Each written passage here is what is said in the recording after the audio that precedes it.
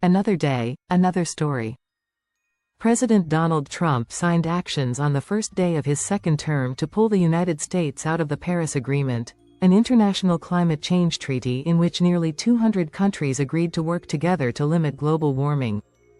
The Paris Agreement is an international treaty adopted in December 2015 at the United Nations Framework Convention on Climate Change (UNFCCC) conference in Paris, France.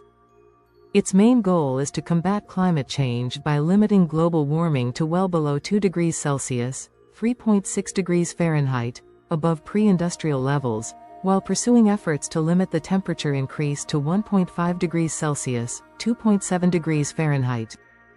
Here's an overview. Welcome to Tabo Eminent Channel. Key objectives: reduce greenhouse gas emissions.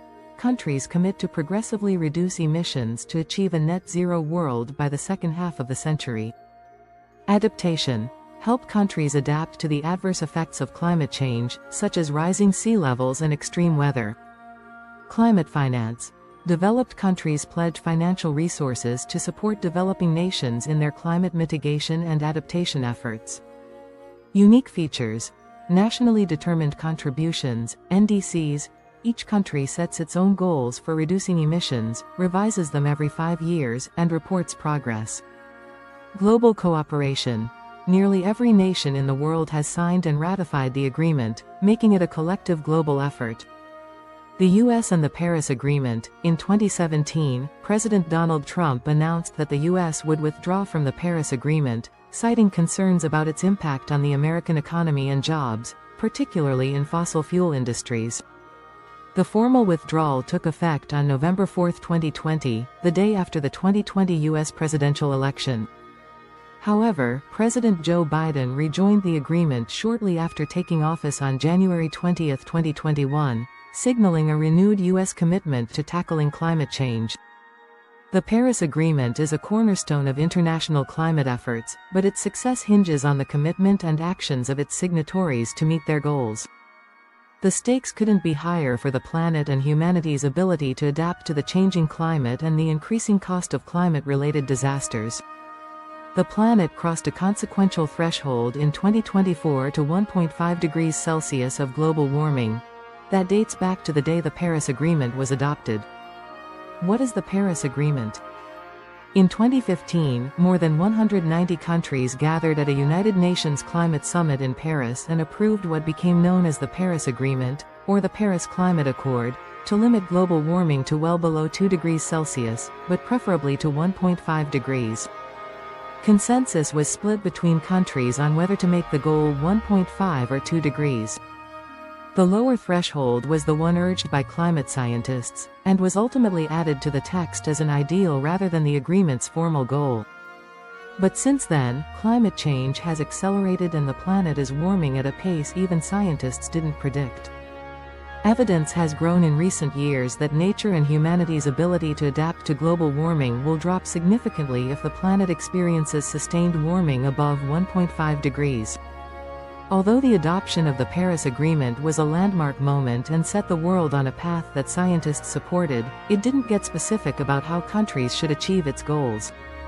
The agreement is non-binding. Countries aren't obligated to reduce their climate pollution under international law. Countries set their own pollution goals and methods to meet them. What was the U.S. climate goal? The Biden administration submitted a new, ambitious goal on behalf of the U.S. in December 2024 that said the country would cut climate pollution by up to 66% below 2005 levels by 2035. Former President Joe Biden knew at the time Trump intended to put the U.S. out of the Paris Agreement again, so the goal was a symbolic declaration of the course the country could have set out on had Americans elected a climate-friendly president. Climate advocates across the board said the goal was ambitious.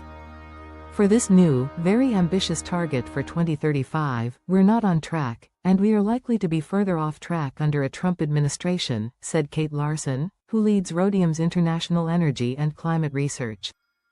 What is America's history with the Paris Agreement? Representatives from the U.S. were leaders in the Paris Agreement negotiations. It was adopted by nearly 200 countries during the Obama administration in 2015.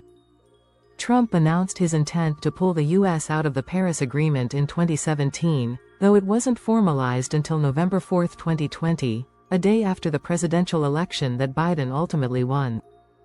On the first day of his term, Biden announced his intent to re-enter the Paris Agreement.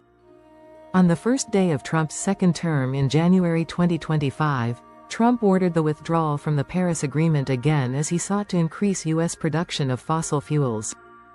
Can the U.S. re-enter the Paris Agreement again? In short, yes. But it could depend on what the Trump administration does next. A Project 2025 document from the Heritage Foundation recommends Trump should fully exit the overarching United Nations treaty that governs the agreement, a decision that would rock international climate negotiations and make it harder for a future administration to re-enter. In the meantime, a leading United Nations climate change official reiterated, "The door remains open to the Paris Agreement. We welcome constructive engagement from any and all countries," UN Climate Change Executive Secretary Simon Steele said in a statement. Still, Steele emphasized the clean energy boom taking place around the world, valued at $2 trillion last year and rising, and warned that countries that don't embrace it will be left behind. Ignoring it only sends all that vast wealth to competitor economies, while climate disasters like droughts, wildfires and superstorms keep getting worse, destroying property and businesses, hitting nationwide food production, and driving economy-wide price inflation. Background of the Paris Agreement: the Paris Agreement was born out of years of negotiations under the UNFCCC, following failed attempts to reach a binding global climate deal, such as the 2009 Copenhagen Accord.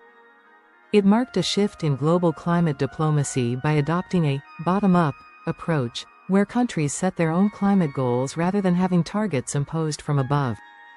The deal aimed to address criticism of previous agreements, like the Kyoto Protocol, 1997, which required emission reductions only from developed nations, excluding major emitters like China and India.